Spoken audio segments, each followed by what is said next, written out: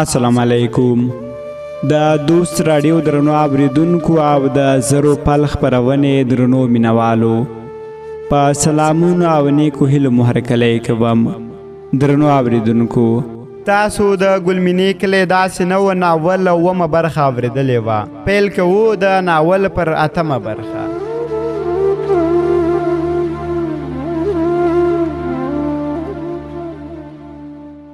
دی ورته وویل هو همغې په خپله راته دا خبرې وکړې. شپونکي هغې ته وویل لاړه شه او هغې ته ووایه چې شپونکی تا سره د ښایست لپاره مینه نه ده کړې او ورته ووایه چې هغه ستا د اخلاقو زړه سوي او ستا د حیا سره مینه کړې ده.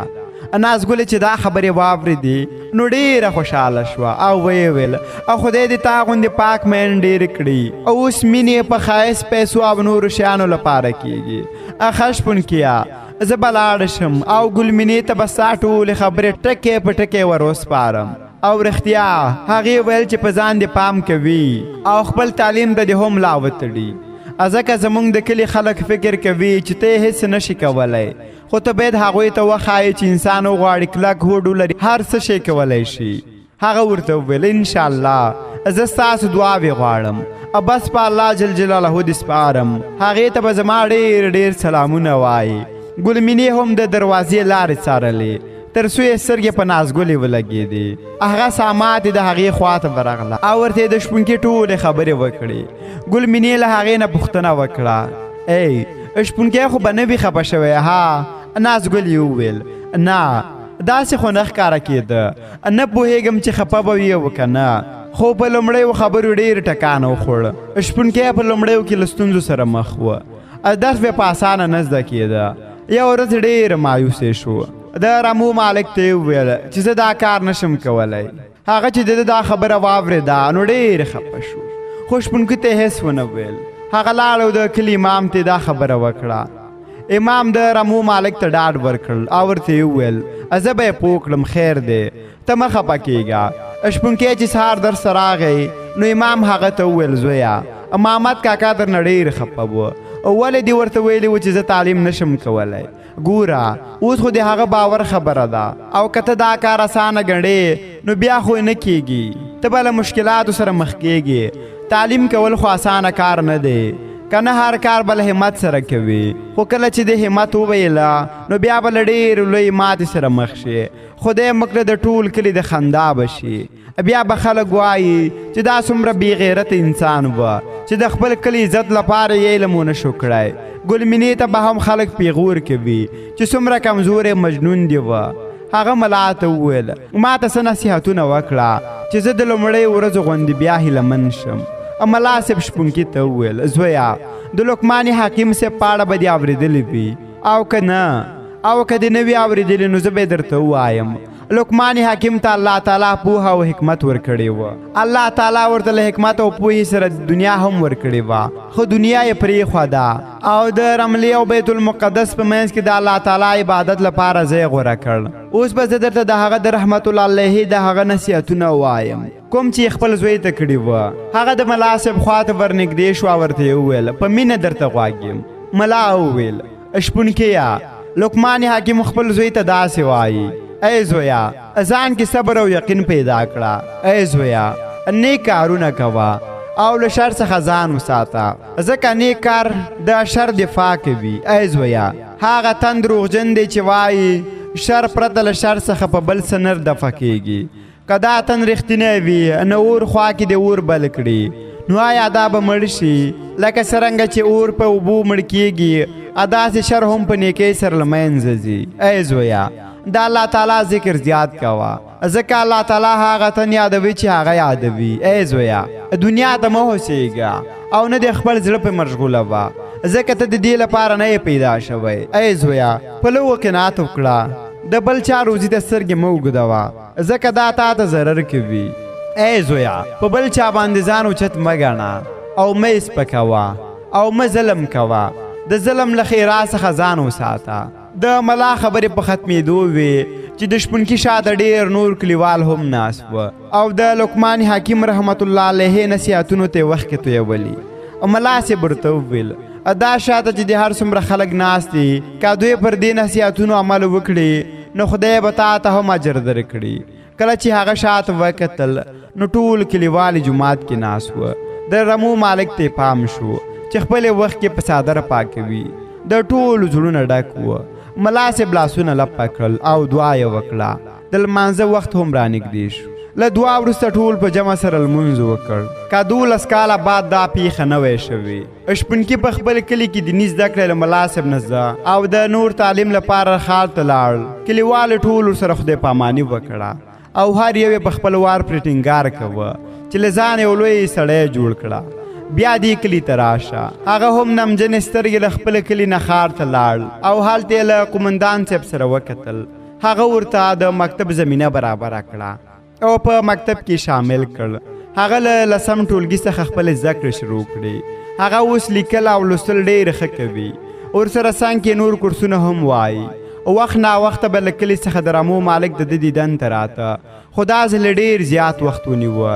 شپونکی یې 11م ټولګي ته اول نمره بریالی شو. خو له کلي ورته هېڅ څوک رانغلل. هغه د قومندان سره د شپې خبرې وکړې. هغه ورته کلي ته د تلو وویل خو هغه ورته اجازه ورنه کړه او ورته یې وویل زویه هر څه جوړ دی، هېڅ خبره نشته. کله چې د 12م ټولګي نه فارغ شوې بیا به کلي ته لاړ شي.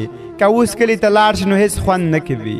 شپونکي هم ورسره ومنله او د کلي له تګ څخه پاتې شو. هغه د قومندان وویل اوس ویده شه چې ناوخته دی، بیا به سبا مکتب ته ځې چې ناوخته نشي در باندې.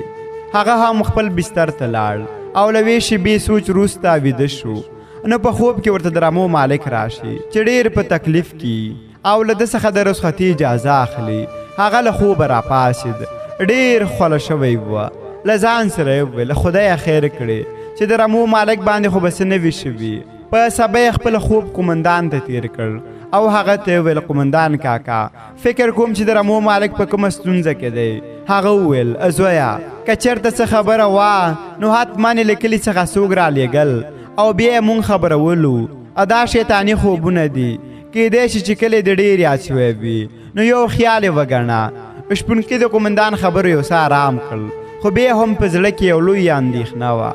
د هغه د درسونو ډېر ښه روان وه خو یوازې خپل لیکلي پسې یو څه خفه دی. هغه ته ګلمینه هم دومره نه یادېږي لکه څومره چې ورته د رمو مالک محمد کاکا ور یادېده.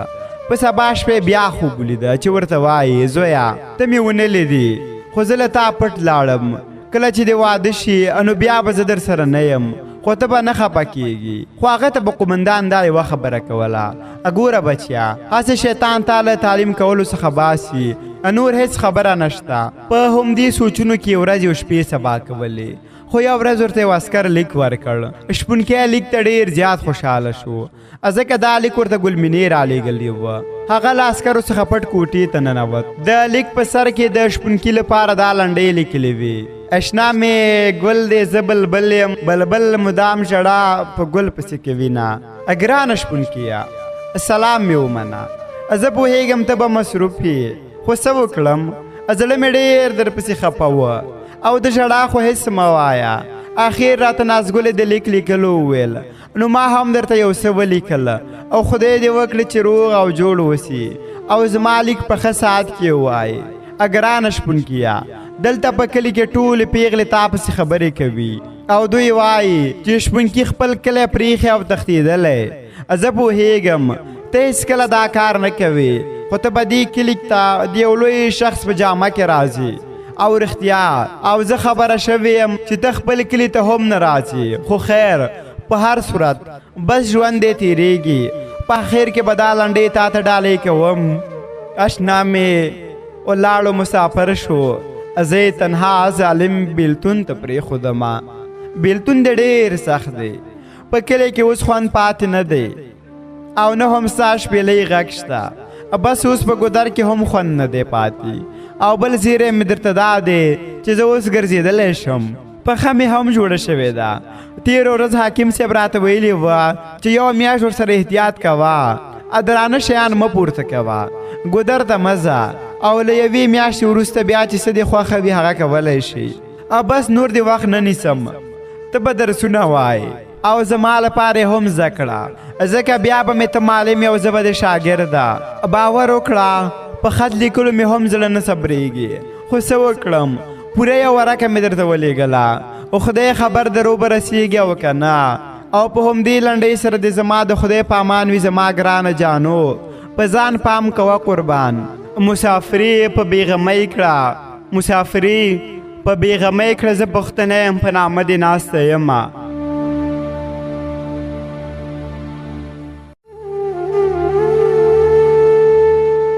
د لیک له لوستلو وروسته د هغه زړه راډک شو خو زړه یې ډېر ارام شو چې د هغې د پښې د جوړېدو خبر یې ولوست په هغې ورځ شپونکی ډېر خوښ وه ماښام قومندان او شپونکی سره یو ځای شول هغه ورته د ګلمینې لیک راواخیست قومندان ته یې لیک خلاص کړ او ورته یې وویل چې وګوره ما ته لیک راغلی زه اوس هم د ګلمینې یاد یم خو قومندان د زړه په سر وخندل هغه پرې شکي شو پوښتنه یې وکړه قومندان کاکا ولې خفه هغه په بریتو کې مسکی شو او ورته یې وویل هسې زویه کومه خبر نشته ده لیک ته خوشحاله شوم خو نن ملا صاحب په جومات کې عجیبه شان واقعه بیان کړه ډېر په فکر کې کړم هغه ور زیات کړه څه ډول واقعه وه ما ترې هم خبر کړه هغه شپونکي ته وویل وایي د تاتریانو د مشر د هلاکور لرور د بغداد په ښار کې ګرځېدله یو ځای ډېر خلک ولیدل د یو سړي ډېر ګرد را چارپېرول پوښتنه یې وکړه دا څوک دي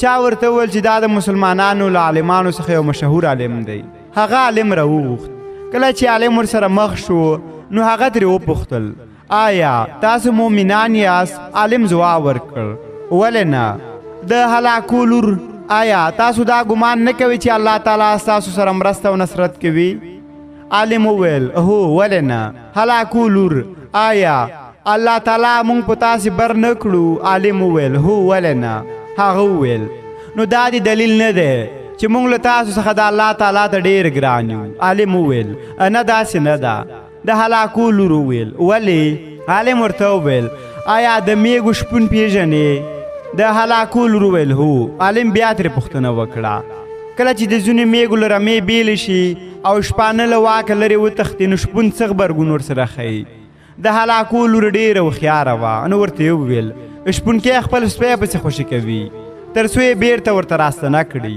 عالم ترې بیا پوښتنه وکړه هغه سپی میږه ترې کومه ځغلوي هغې وویل تر څو چې له رمې د باندې وي او بیرته یې له رمو سره یوځای کړي عالم ور غبرګه کړه ای تاتریانو تر کومه چې موږ مسلمانان د الله تعالی له لارې او فرمان څخه لرې یو نو تاسې به راپسې یاست تر څو چې بیرته الله تعالی ته ورستانه شو خو لا هم اسلامي امت د الله له اطاعت څخه لرې دی او له بده مرغه لا هم سپی پسې دی او ځغلوي نو ګرانه شپونکیه مونږ باید خپل الله تعالی ته رجوع وکړو او خپله مینه له هغه سره تل وپالو ځکه مرګ هسې یو ناڅاپ راځي او باید د خپل ځان لپاره قبر هم ښایسته کړو او هغې ته هم کار وکړو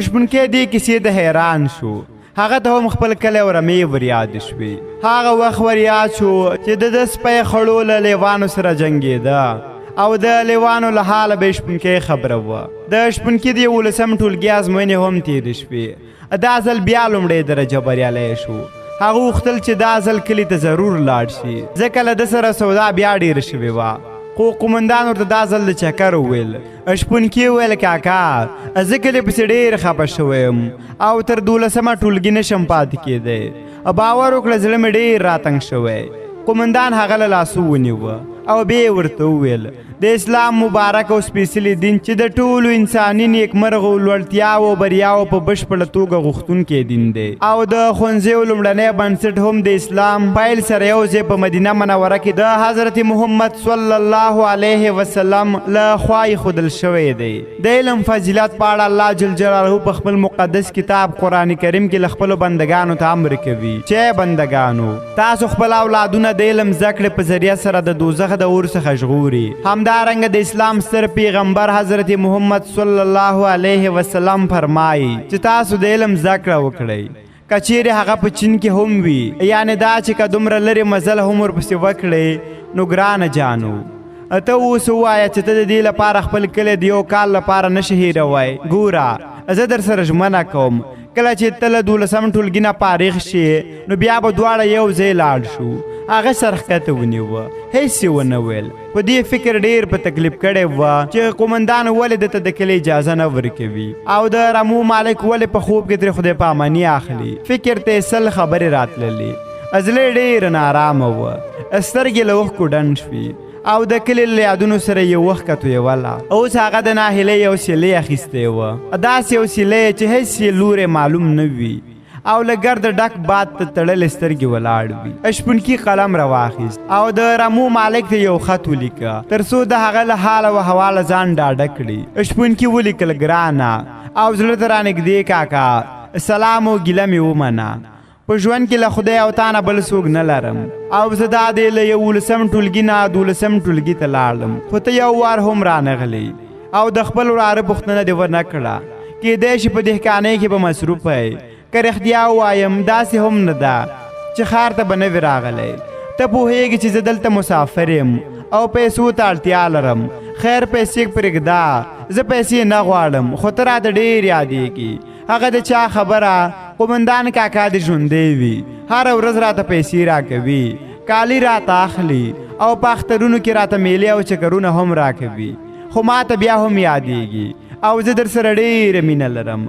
ستا ښایسته اوږده ویښتان او غټې سترګې، اوږده ږیره مې اوس په سترګو کې دي او هر وخت راته خوب کې راځي.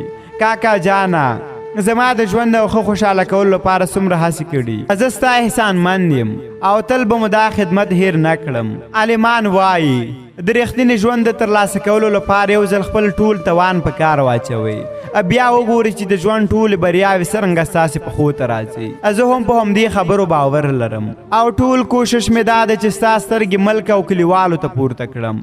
شکر په خپل ټولګي کې اول نمره یم او ملګري رانه ډېر خوشحاله دي. زه کله هغوی سره مرسته کوم او هغه څه چې ما زده کړي هغوی ته یې ښایم. خو په دې میاشتو کې راته ډېر یادېږي. که امکان وي یو وار خیر دی راشه په درنښت ستا شپونکی جانګل د لیدو په هیله کاکا جانه. شپونکي دغه لیک یو عسکر ته ورکړ او هغه ته یې ویل چې دا باید محمد کاکا ته ورسوي. عسکر هغه ته ډاډ ورکړه او ورته یې وویل سمه ده، ته بېغمه شه، زه به ستاسې کار وکړم.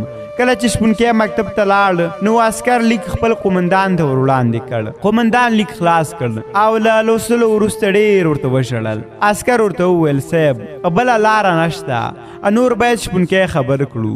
هغه په غوسې سره عسکر ته ځواب ورکړ نه هېڅکله به هم هغه نه خبروي، ځکه هغه که خبر شي نو بیا تعلیم ترې پاتې کېږي او بیا به له موږ څخه هم لرې لاړ شي. ته کلي ته لاړ شه او له هغه ځای پر ملاسب یو خط ولیکه او ورته ووایه چې د رمو مالک د مړینې په کیسه ونه وایي. عسکر لیک واخیست او خپل کلي ته روان شو. هغه چې کله کلي ته ورسېد نو په کلي کې له ملا صاحب سره یې وکتل. هغه ته د شپونکي ټول حالات بیان کړل او ورته لیک هم ورکړ. د کلي ملا په ځواب کې لیک ته خپلې وښکې تویې کړې او بیا یې ورته دا لیک ولیکه: ګرانه شپونکیه، کاکا دې له تا زار شي. زویه ستا لیک راته ملا صاحب ولوست او ستا ګیله په ځای ده، خو ته پوهېږي چې ستا د کوژدن لپاره آمادګي نیسي او د دې لپاره مې ډېرې پیسې درته ټولې کړې دي. زما ټول مال ستا په نوم دی او زه هم له تا پرته هېڅ نه غواړم، ځکه نه درځم چې بیا به ته له تعلیمه ووځې. شپونکیه، هوښیاران وایي څوک چې د شتمنۍ هوس لري خو د غربت په خوب کې ویده وي، هغه داسې وي لکه تل چې په خپله وړتیا او ځواک باندې شکمن وي او هغه هېڅکله هم شتمن کېدی نه شي. تاسې چې هر څه جوړېدل غواړئ د هغه انځور په خپل فکر کې جوړ کړه چې کوم ځای ته رسېدل غواړي. د تصویر په سترګو هغه ځای ته وګوره، پر خپل ځان باور ولره او همداسې مخ پر وړاندې درومه. که خدای کول الله به دې غټ سړی کړي. په درنښت ستا کاکا محمد.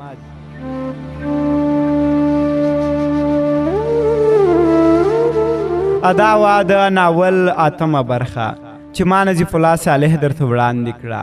ادا چې په نهمه برخه کې څه کېږي ادا هر څه به په راتلونکې برخه کې واورو.